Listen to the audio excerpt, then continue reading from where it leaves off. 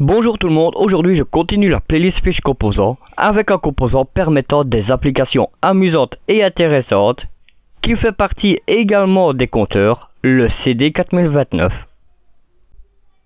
Dans cette vidéo, je tâcherai de vous le présenter le plus simplement possible.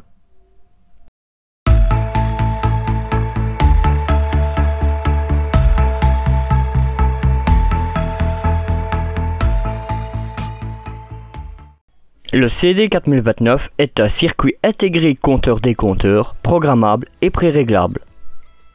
Il a des sorties codées, c'est-à-dire qu'il compte en binaire et en décimal. Ce circuit intégré est de technologie CMOS et possède 16 broches.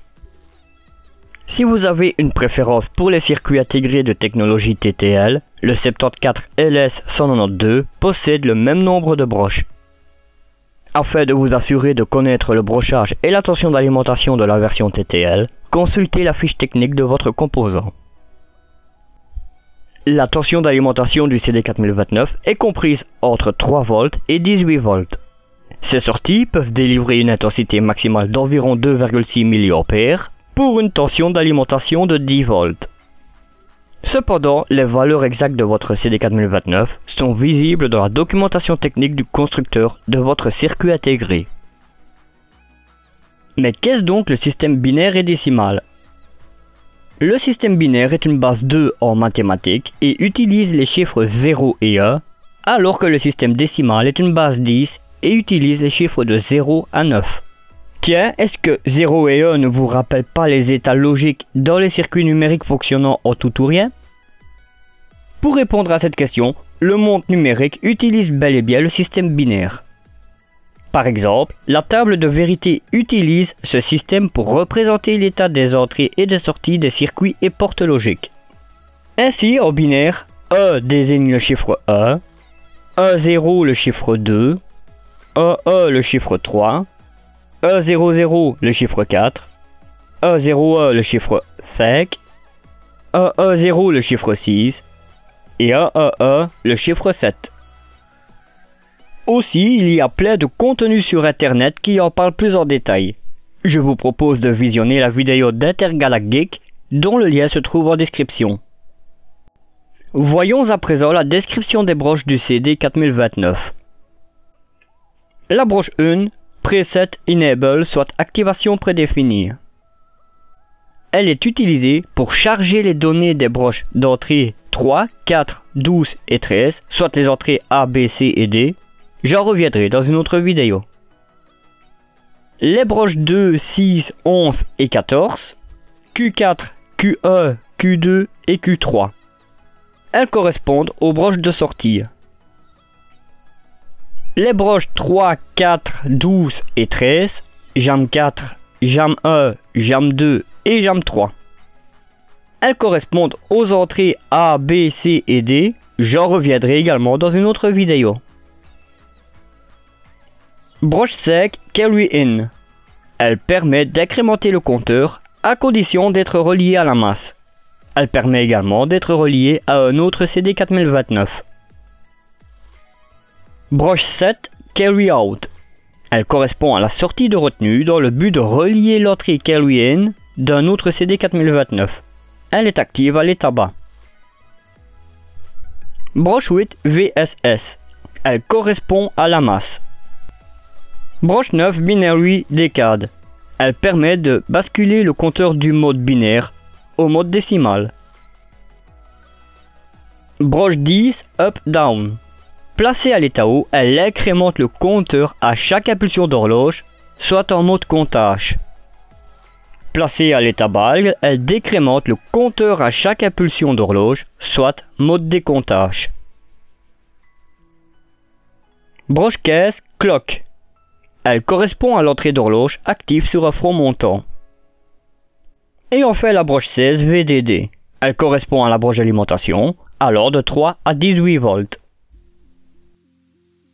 Voici le diagramme interne du CD4029, dont on peut distinguer les éléments suivants. On y retrouve une multitude de portes logiques, ainsi que 7 bascules. Prenons connaissance de la table de vérité du CD4029. Concernant ce compteur, je n'ai pas représenté les entrées A, B, C et D. Les entrées illustrées dans le tableau sont représentées par les abréviations PE pour Preset Enable, BIN DEC pour Binary Decade, Up Down, Carry In et Clock, et une colonne représentant le mode de fonctionnement selon l'état des entrées. A l'aide de ce tableau, nous observons que si l'entrée PE est placée à l'état haut et que les autres entrées sont dans un état non défini, on retrouve sur les sorties QA, QB, QC et QD le même état que les entrées A, B, C et D. Lorsqu'on place l'entrée PE à un niveau bas et l'entrée Carry-In à l'état haut, mais que les autres entrées sont placées dans un état non défini, le compteur ne s'incrémente pas. Lorsque toutes les entrées sont placées à l'état bas, le CD 4029 se met à décompter en décimales à chaque front montant sur l'entrée d'horloge. Lorsque seule l'entrée Up-Down est placée à l'état haut, le CD 4029 se met à compter en décimales à chaque front montant sur l'entrée d'horloge. Lorsque seule l'entrée BIN DEC est placée à l'état haut, le CD 4029 se met à décompter en binaire à chaque front montant sur l'entrée d'horloge.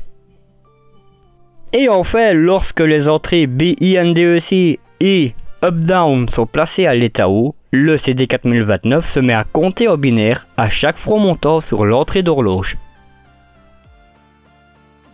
Observons le schéma de principe incluant le CD 4029 dont toutes les broches sont utilisées. Il n'y a juste que la broche 7 qui n'est pas utilisée, celle qui sert de sortie de retenue dans le but de chaîner un autre CD 4029. Dans ce schéma, nous voyons des LED bleues, vertes et rouges. Les LED bleues, vertes ainsi que 4 LED rouges matérialisent l'état des entrées du compteur. Les 4 autres LED rouges matérialisent l'état des sorties. Lors de la mise sous tension, quand tous les interrupteurs et boutons poussoirs sont ouverts, toutes les LED sont éteintes. Un appui sur le bouton poussoir S6 applique sur l'entrée d'horloge broche 15 un niveau logique haut. Aussi, la LED 11 s'allume le temps de l'appui sur ce bouton pour témoigner l'état de cette entrée. À ce moment, le compteur décompte en mode décimal ses sorties d'une unité à chaque pression sur le bouton poussoir. Lorsque le compteur a décompté jusqu'à 0, toutes les sorties sont placées à l'état bas. Observons l'entrée d'activation prédéfinie broche 1 du CD 4029. En fermant l'interrupteur SE, on applique sur l'entrée d'activation broche 1 un niveau logique haut, soit E. Aussi, la LED 13 est allumée, témoignant que cette entrée est activée. Comme tous les interrupteurs sont ouverts, rien ne change au niveau des sorties. En effet, comme les 4 LED rouges LED 1 à LED 4 sont éteintes, les sorties représentées par les autres LED rouges LED 5 à LED 8 recopient l'état des premières LED rouges. À présent, un appui sur le bouton poussoir ne change rien aux sorties. En rouvrant cet interrupteur, rien ne se passe. En fermant deux interrupteurs de S4, par exemple celui de gauche et celui de droite, on applique sur les entrées jam 1 et jam 4, broche 3 et 4, un niveau logique haut, soit E. La LED 1 et la LED 4 sont allumées, soit celles aux extrémités, témoignant que ces entrées sont activées.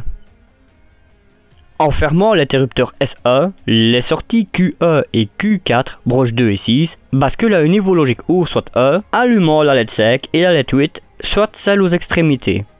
Par contre, les sorties sont mémorisées car, quand on ouvre l'interrupteur SE, les sorties QE à Q4, broche 2 et 6, restent à un niveau logique haut.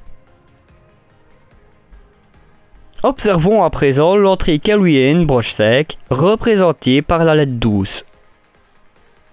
Cette entrée étant active à l'état bas, le fait de fermer l'interrupteur S2, cela la désactive. Ainsi, elle ne permet plus au compteur d'incrémenter ou décrémenter ses sorties à chaque signal d'horloge. Pour activer à nouveau le compteur, il faut ouvrir l'interrupteur pour placer cette entrée à un niveau logique bas. Intéressons-nous à l'entrée Binary Decade, soit binaire décimal, broche 9, représentée par la LED 9. Si cette entrée est placée à l'état bas, le compteur est placé en mode décimal. Si on ferme l'interrupteur S3, la lettre 9, témoignant que cette entrée est placée à l'état haut, s'allume. À présent, le compteur est placé en mode binaire et décrémente ses sorties d'une unité à chaque signal d'horloge. À présent, voyons l'entrée up-down, broche 10, matérialisée par la lettre 10. Cette broche permet de soit compter, soit décompter. En fermant l'interrupteur S5, la lettre 10 s'allume, témoignant que cette entrée est placée à l'état haut. Par conséquent, le CD4029 est placé en mode comptage. Les sorties sont incrémentées à chaque signal d'horloge. Voyons à présent le schéma d'implantation. Voici la disposition des composants comme on peut observer sur le schéma. Sur la partie du haut, nous retrouvons le CD4029 avec les résistances de tirage à la masse de ses entrées, les transistors BC547B ainsi que les LED rouges avec leur résistance de limitation. Sur la partie du bas, nous retrouvons les boutons poussoirs et les interrupteurs avec leurs LED témoins. Concernant les fils, j'ai essayé de les arranger le mieux possible, de sorte à ce que ça ne soit pas trop en désordre, en utilisant des couleurs différentes afin de s'y retrouver assez facilement. Voyons le CD4029 mis en pratique sur une platine d'expérimentation.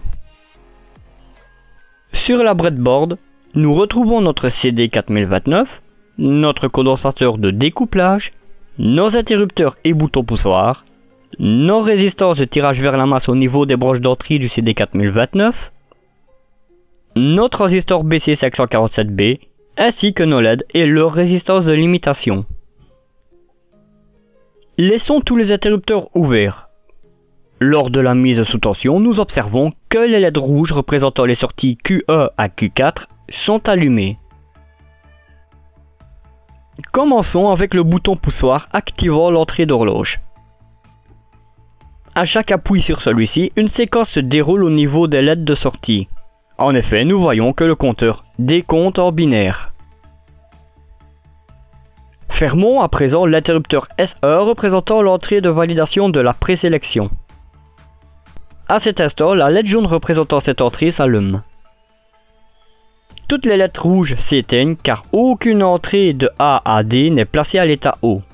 Quand on ouvre cet interrupteur, la LED jaune s'éteint. Enchaînons avec la partie présélection des entrées A à D du compteur à l'aide de l'interrupteur DIP. Fermons par exemple les deux derniers interrupteurs. Les deux LED représentant les entrées A et B sont allumées. Nous avons entré la valeur 3. À présent, fermons l'interrupteur S1. Nous remarquons que les sorties A et B sont également placées à l'état haut. On retrouve également la valeur 3. Rouvrons l'interrupteur S1. Les sorties conservent leur état. En appuyant sur le bouton poussoir, le compteur décompte jusqu'à 0 en partant de cette valeur. Ouvrons les deux interrupteurs afin d'éteindre les LED rouges. Maintenant, fermons l'interrupteur S2 permettant au compteur d'incrémenter ses sorties. La LED verte s'allume, témoignant que cette entrée est placée à l'état haut. Lorsqu'on appuie sur le bouton poussoir activant l'entrée d'horloge, la LED bleue correspondant à cette entrée s'allume. Cependant, on aperçoit que les sorties ne changent pas d'état. En effet, l'entrée carry-in permettant d'incrémenter les sorties est placée à l'état haut. Le compteur ne peut plus incrémenter les sorties car cette entrée doit être placée à l'état bas afin d'avoir une séquence aux sorties. Lorsqu'on ouvre l'interrupteur S2, les sorties sont à nouveau incrémentées à chaque pression sur le bouton poussoir. Fermons à présent l'interrupteur S3 permettant de choisir le mode binaire ou décimal. La LED bleue s'allume, témoignant que cette entrée est placée à l'état haut. Maintenant, appuyons sur le bouton activant l'entrée d'horloge. À cet instant, le compteur décompte en binaire. Lorsque toutes les LED sont allumées, nous avons la valeur 15. Cette valeur diminue jusqu'à 0, soit quand toutes les LED sont éteintes. En ouvrant l'interrupteur soit en mode décimal, lorsque la première et la dernière LED sont allumées, nous avons la valeur 9. Cette valeur diminue jusqu'à 0, soit quand toutes les LED sont éteintes. Fermons à présent l'interrupteur S5 permettant de choisir le mode de comptage. La LED bleue est allumée, signalant que cette entrée est placée à l'état haut. Maintenant, appuyons sur le bouton activant l'entrée d'horloge. Le compteur compte de 1 à 15. En ouvrant cet interrupteur, le compteur se met à décompter à chaque franc montant sur l'entrée d'horloge.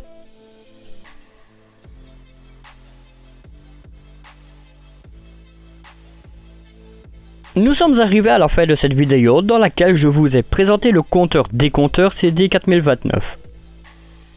Nous y avons vu son brochage, sa table de vérité, ainsi qu'une petite application permettant de voir à quoi servent les entrées. Dans la prochaine vidéo, je vous proposerai un nouveau composant. Afin de ne pas rater la sortie de celle-ci, abonnez-vous et activez les notifications. Si cette vidéo vous a plu, n'hésitez pas à la liker, à la partager, mais surtout à me faire part de vos impressions dans les commentaires. Tout en vous souhaitant de très bonnes expériences électroniques, je vous donne rendez-vous pour la suite sur Proto Electronic.